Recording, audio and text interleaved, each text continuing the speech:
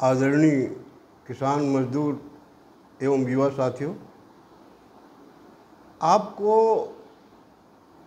मैं जानकारी देना चाहूँगा कि जब छत्तीसगढ़ में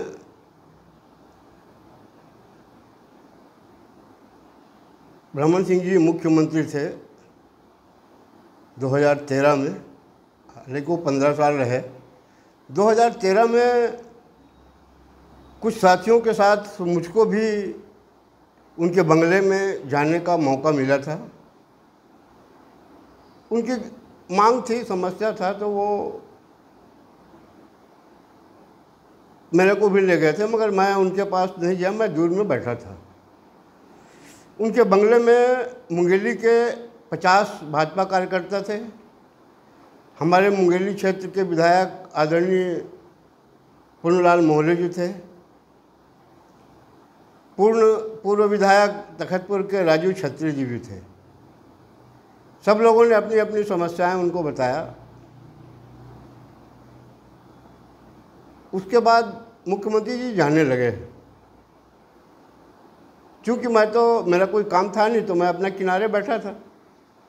तो हमारे विधायक महोदय मोहले जी ने कहा कि अरे उत्तरेजी जी कहाँ हैं, उनको ही बुलाओ। मुख्यमंत्री रमन सिंह जी जा रहे थे, रुक गए। आवाज़ सुन के मैं भी गया। मोहले जी उनसे परिचय कराने लगे कि ये हमारे क्षेत्र के पूर्व जिला पंचायत सदस्य हैं, सामाजिक कार्यकर्ता हैं। तो मैंने कहा कि मुख्यमंत्री जी, ये परिचय को छोड़िए। अगर आपको 10 साल और राज करना है तो मेरी 2 मांगे हैं। मेरी नहीं है, आम जनता की है वो। तो 10 साल आप और आगे चल के राज कर सकते हो।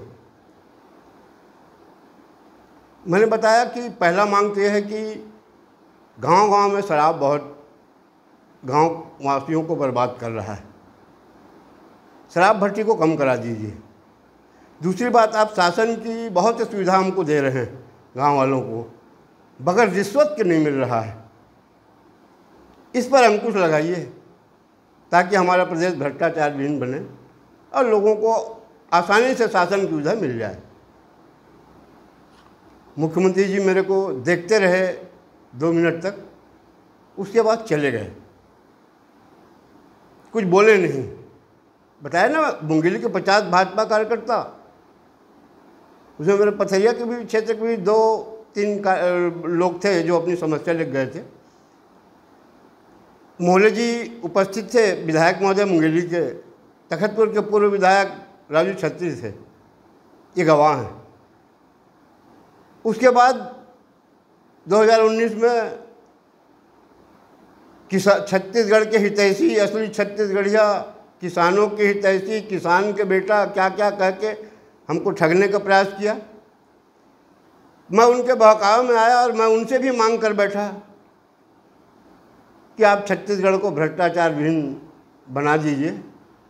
कांग्रेस की सत्ता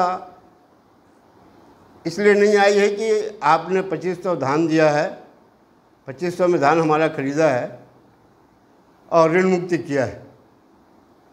ये भाजपा शासन काल में प्रधानमंत्री बीमा योजना में करोड़ों का घपला हुआ, प्रधानमंत्री आवास में घपला हुआ, 20-20 हज़ार रुपये लेकर के आवंटन किया गया, शौचालय निर्माण में करोड़ों का घपला हुआ।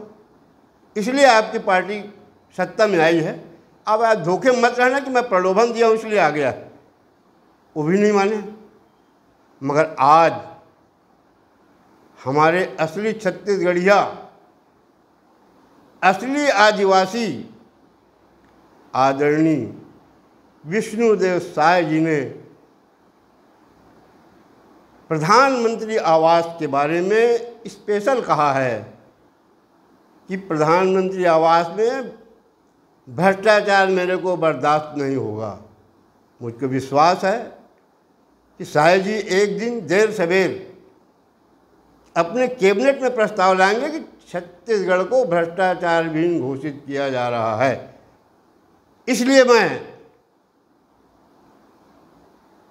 अपने मुख्यमंत्री आदरणीय साय जी को मुख्यमंत्री शर्मा जी को बधाई देना चाहता हूं बहुत बहुत जनता की ओर से कि जनता की आपके इस आदेश से साई जी गांव-गांव में आपकी तारीफ हो रही है। ये पहला मुख्यमंत्री है हमारे छत्तीसगढ़ के राज्य बनने के बाद जिसने हमारे बारे में कुछ ख्याल किया है कि हमारा 20,000 रुपये का बचत कर दिया। आपकी तारीफ हो रही है। वहीं वो राजनीतिक दल के, वो किसी भी पार्टी की ना, मैं किसी व्यक्ति को नहीं कह रहा हूँ, यहाँ तो पैसा खाने के मामले में बराबर हो जाते थे साई जी। यहाँ उदाहरण है, आप चाहे तो अपने विधायकों से पूछ सकते हैं या अपने मंडल के जो भाजपा के पदाधिकारी कार्यकर्ता हैं, अगर ईमानदारी से अगर सही में जनसेवक हैं तो सब बात को बता देंगे आपको। उनके चेहरे हताश निराश दिख रहे हैं साई जी। मुझको खुशी है इस बात की कि आपने कलेक्टरों को जवाबदारी दे दिया है और हमारे मुंगेली के कलेक्टर साहब ने तो आवास में पैसा मांगने वालों के लिए फ़ोन नंबर जारी कर दिया है कि अगर कोई प्रकार की अड़चन आती है, कोई रिश्वत मांगता है तो शिकायत करिए। इसलिए मैं आपका बहुत तारीफ करता हूँ। आज ही पेपर में पढ़ा साई जी कि आप 7 घंटे प्रदेश की जनता की समस्या सुनते रहे और सबको हल किए। इसके लिए भी आपको बहुत बहुत बधाई है।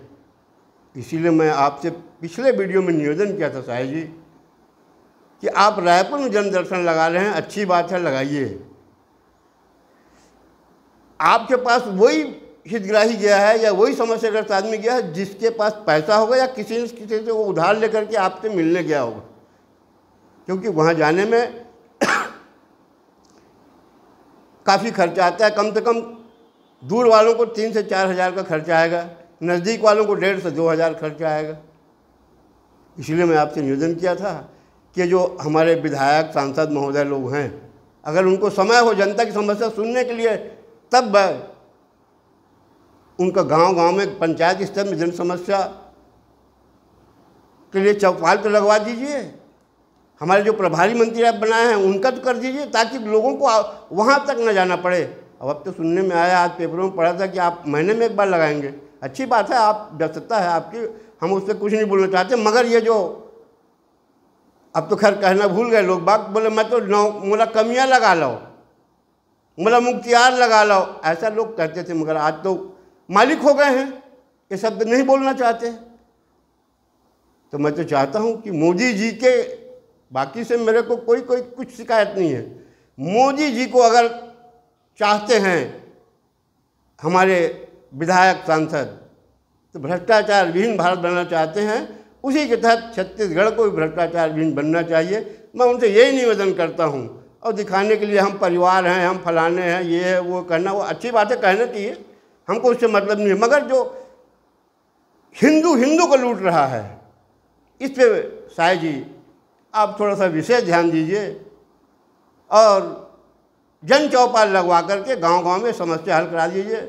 मैं यही चाहता था साहब जी कि मध्य प्रदेश का मुख्यमंत्री का विशेष ढंग से चर्चा हो रहा है, उत्तर प्रदेश का विशेष ढंग से हो रहा है, आप पिछड़ रहे थे, इसलिए मैंने आपको पिछले वीडियो में निवेदन किया था कि आप अपनी अलग पहचान बनाइए।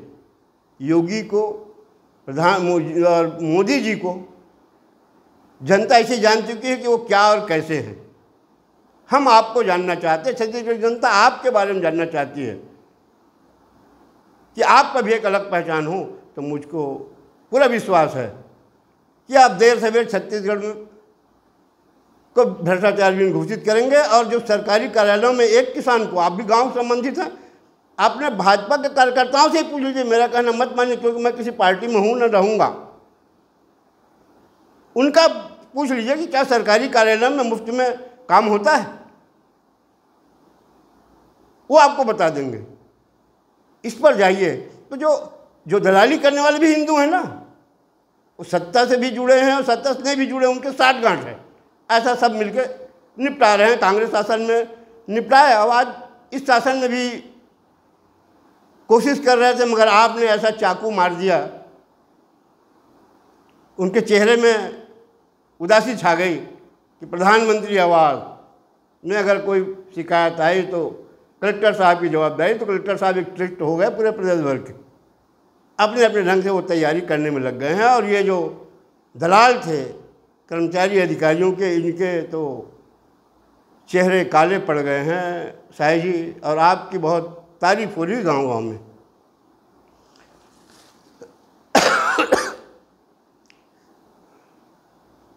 शाही जी, आज ही मैं समाचार पत्रों में तो खैर नहीं पढ़ पाया, सोशल मीडिया में देखा कि वो मंत्री के ऊपर भ्रष्टाचार के आरोप लगाने वाले कनिष्ठ प्रशासनिक संघ के अध्यक्ष नीलमणि दुबे के खिलाफ कार्रवाई की गई और निलंबित कर दिया गया। अच्छी बात है, अगर उसने नियमों को उल्लंघन करके भ्रष्टाचार का उजागर किया है तो शासन के नियम में नहीं होगा कि भ्रष्टाचार को, कि सरकारी कर्मचारी भ्रष्टाचार को उजागर नहीं कर सकते, इसलिए निलंबित करने का होगा तो कर दिए, ठीक है। मगर मेरा एक निवेदन है कि उसने जो आरोप लगाया है, जो अस्पताल में भर्ती है 55 साल का व्यक्ति, आईसीयू में भर्ती है, उसका ट्रांसफ़र कर दिया जाना। 6 माह इसकी भी तो जांच करा ली, 6 माह जिसके रिटायरमेंट बचा है इसकी भी जांच करा ली जाए।